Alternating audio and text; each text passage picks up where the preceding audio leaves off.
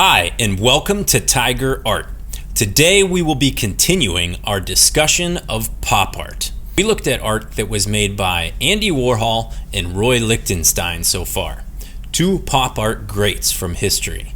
Now we're going to look at a pop artist who is alive and working today in the United States of America. Originally from Brazil, the artist known as Romero Brito lives in Miami, Florida. When I went to Miami, Florida a few years ago, I noticed a lot of Romero Brito's artwork around the city. And at that time, I actually didn't know that he lived there. I was familiar with him as an artist, but I didn't know that he was from Miami. And I kept thinking, wow, this is so cool that there's so much of his stuff around here. Murals and public artwork and stuff like that. And then I later found out why. It's because he's from Miami. So he is a world famous painter, and let's look at some of his paintings and see why he's so well known. What do we notice about this Romero Brito pop art painting? We notice that it uses bright colors. We notice that it uses patterns, so things that repeat. We also notice the use of black lines. So these are things that we have seen in other pop art that we've looked at so far. If we look carefully at the subjects in a Romero Brito painting, we'll notice that they're kind of cheerful and happy. We'll notice that we see characters or people that are famous and popular, things that we recognize. That also makes his style pop art. You'll see in a Brito painting how he likes to break shapes up into smaller shapes. So take, for example, like the flower. It's split into different sections, and each section has its own bright colored pattern. That's something that we notice a lot in Romero Brito's artwork. If you have become familiar with the artist Picasso and Pablo Picasso's work, how he split things up like portraits of people into very angular shapes, and if you've seen those, then this will look kind of familiar to you as well. He has drawn some inspiration from Picasso. Romero Brito has also worked with and for the Disney company doing paintings of some of their characters. So I've seen posters and advertisements. I've even seen sculptures of Disney characters in Romero Brito's style made by him. That's pretty cool. So as a successful artist working right now, he works along with some of the major companies in entertainment. When you look at a Romero Brito painting like this one of the dog, you'll notice that in the shapes that are smaller throughout, when he makes a pattern, a lot of times he uses two colors that are kind of like the same thing, like yellow and orange, or orange and red, or light brown and dark brown. So putting those colors together makes it kind of as one big shape, but the pattern you can see if you look closely. Some of you may recognize who this is, some of you may not. This is a very famous person. She's not from the United States of America. She lives in England. This is Kate Middleton. She is married to Prince William, who will one day become the King of England. So this is a very famous person throughout the world. Romero Brito has made a painting of her here. So what do we know about pop artists is that they work on pictures of people who are famous and things that we recognize from everyday life. I mentioned that he had worked with and for the Disney company. Here's an example of that right here. So I've seen this painting before. It's Mickey Mouse, and it's in the Romero Brito style. This picture reminds me of the city of Miami, where Romero Brito is from, because I see palm trees and the beach, the sunshine, and I see, symbols in it, or things, little icons that represent something. So I see paintbrushes and a palette to represent the arts, and I see little maracas for music. I see music notes. I see a ballerina's shoe. I see drama face masks to symbolize the theater. So all of these things, like the art scene, the culture, the sunshine, makes me think of Miami, which is a place that I really like to go. Today we're going to be continuing the pop art project with our painting more in the style of Andy Warhol and Roy Lichtenstein. So you will be working on painting some more of the shapes. We'll be adding some colors. To do this, you'll have to pick a color scheme. Going back to our previous lesson on color, we learned that a color scheme is a set of colors that are picked using a color wheel, and we know that they belong together. So there's no color that's like out of place. These are color schemes like primary, using red, yellow, and blue in a painting, or secondary, green, violet, and orange. Complementary, which is a pair of two colors that are directly across from each other on the color wheel, like orange and blue. Or you could pick analogous color scheme, which is two colors that are right next to each other on a color wheel, like red and orange, or orange and yellow.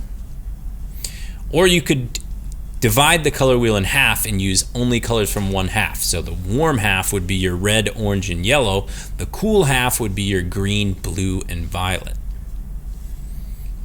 You will need to pick a color scheme before starting the painting.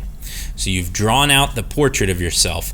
Now you have to pick your colors and use only that set of colors in this painting. So if you choose primary, you're not going to be using any orange, green, or violet. Just make sure you pick a color scheme and stick to it. All right, let's get started. I'll show you how to do this. All right, so last time we were working on drawing out the picture of yourself, or drawing out your self-portrait just on a piece of white paper. Hopefully it was something like watercolor paper at least that was thicker, or it could be a canvas board or a piece of poster board, as long as it's not shiny. If it's shiny, that could be a real problem when you start to paint this thing. So if you drew it on a shiny piece of paper, I hate to break it to you, tell you the bad news, but you're gonna have to redraw it on something that's not, so that it can take paint better. I gave you a paintbrush and some paints. If you have other paintbrushes, they may come in handy, like bigger and medium-sized paintbrushes. The one I gave you is quite small, which is fantastic for painting small areas, but for painting the bigger stuff, it's just not going to work as good for you. If it's all you got, that's fine. That's all you have, but you could save a lot of time by using a bigger brush if you have one. If you don't sweat it, just use the small one. So you're picking a color scheme that is one of the ones that we talked about. I know I gave you all the colors of paint, but that doesn't mean that all of these colors belong together in a picture. So if you were to use every single color, that could be kind of a cluttered design that you have colors that look like they don't belong in certain spots. We avoid that by using the color wheel to pick a color scheme. So just a basic overview here is you want to use only those colors. For example, red, yellow, and blue would be primary. If that's what you choose, you would not be using the other colors. You can use them for something else, but not this. If you chose secondary, you could use green, violet, and orange, but you would not be using red, yellow, or blue. If you chose to use warm colors, you'd use red, orange, and yellow, and you would not be using the cool colors, green, blue, and violet. Now the flip side of that is if you chose cool colors, you'd be using blue, violet, and green, and you would not be using red, orange, or yellow. Then we get into the other ones, like complementary and analogous. So if you wanted complementary, here you only have two colors that you can use, orange and blue, or you could use the complementary yellow and violet, or if you're feeling Christmassy, I guess, you could use red and green. There's also the analogous color schemes. So like, for example, any two colors that are next to each other on a color wheel would work, like blue and purple, or red and purple, or red and violet. Any two colors that are next to each other on the wheel. For mine, I think I'm gonna go primary. I always like the way primary color schemes look. You don't have to choose that, but you do have to choose something. You have to choose one of them. So I need a background color, and then I need to start filling these in. Now obviously I'm going to end up with my skin being something other than what it is naturally. I don't have this as a color. I have red, yellow, and blue. Would it be okay to use blue for the person? Absolutely. It might look kind of funny in the beginning, but in the end, when everything's brightly colored, it should look fine.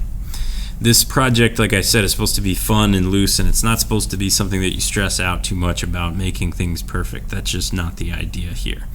So I think I'm going to keep things pretty standard or close to normal, though I do not have to. I'm going to paint my skin yellow. So you would just start the painting process today. You're not going to get all the way done today. There's no way. I just don't want you going that fast. I don't want you rushing through this. It should be a little bit more of a careful process. So, get to a place where you can paint safely without making a mess. That means you got something like newspaper down on the table or a big piece of scrap paper. You're not wearing your best clothes. You're not sitting on nice carpet. You're in a place where it's acceptable to paint. Since I'm going to be using painting a lot of small shapes, I'm going to use my small brush, and I'm just going to very simply start painting.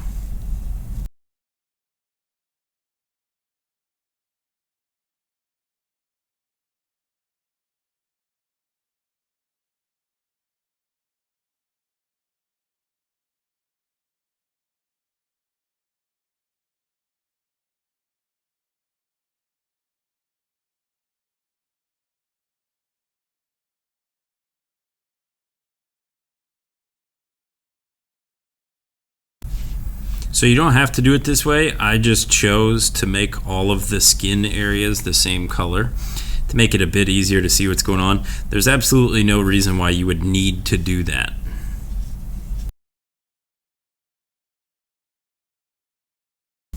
I'm going to make my hair parts actually red.